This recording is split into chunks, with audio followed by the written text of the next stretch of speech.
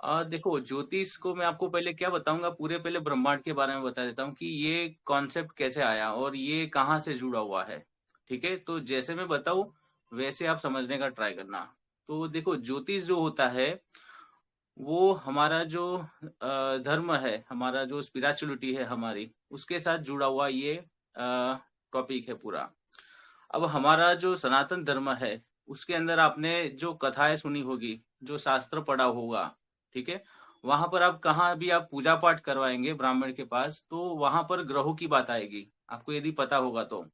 जब भी आप कहीं वास्तु का कुछ कार्य करवाते हो घर के अंदर, या कहीं भी पूजा पाठ करवाते हो, तो ब्राह्मण जो होगा वो ग्रहों का आपको मंत्र बताएगा। आप ग्रहों को आशीर्वाद, मतलब कि आपको प्रणाम करवाएगा पहले। आपने कभी देखा है, ऐसा नोटिस किया है आपने? Yes sir.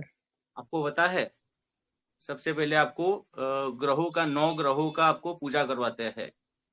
यदि आप कोई सा भी पूजा करवाओ, छोटी से छोटी, तो आपके घर के जो पहले कुल देवी देवता होते हैं, फिर गणेश जी आते हैं, शिव जी आते हैं, फिर 9 ग्रहों का बात आती है, वो लोग पूजा करवाते हैं आपसे, नमन करवाते हैं।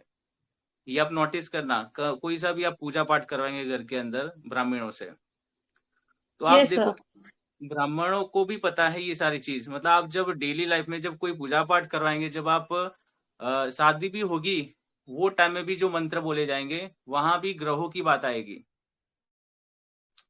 आप कोई सा भी शास्त्र पढ़ेंगे, कोई सा भी हमारा शास्त्र पढ़ेंगे, आप यदि भागवत कथा सुनो या फिर रामायण देखो, उसके अंदर ग्रहों की बात आती है। आपको यदि नोटिस किया हो तो वहां भी श्री राम जी को जो वनवास हुआ, वहां भी यदि आपको जिक्र मिला हो, वो भी एक ग्रहों की बात है वहां पर।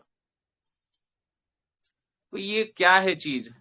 तो एक्चुअली आपको ये पहले समझ जाओ कि ये जो हमारा जो टॉपिक है वो हमारे धर्म से जुड़ा हुआ है। एक जो स्पिरिचुअलिटी जो कॉन्सेप्ट है पूरा, हम जिसको बोलते हैं, उसके साथ का कनेक्ट है ये वाली चीज। अब शास्त्रों में क्या बताया है कि ये जो ज्योतिष है वो वेद को समझने का एक अंग है। मतलब ये शास्त्र में लिखा हुआ है ज्योतिष की भाषा के अंदर, कि ज्योतिष जो है वो वेद को समझने का एक अंग है। अब अंग मतलब कि ये, यदि आप ज्योतिष नहीं सीखेंगे तो आपको वेद का नहीं पता चलेगा, इसका मतलब ये हुआ। वेद को समझने का एक अंग है।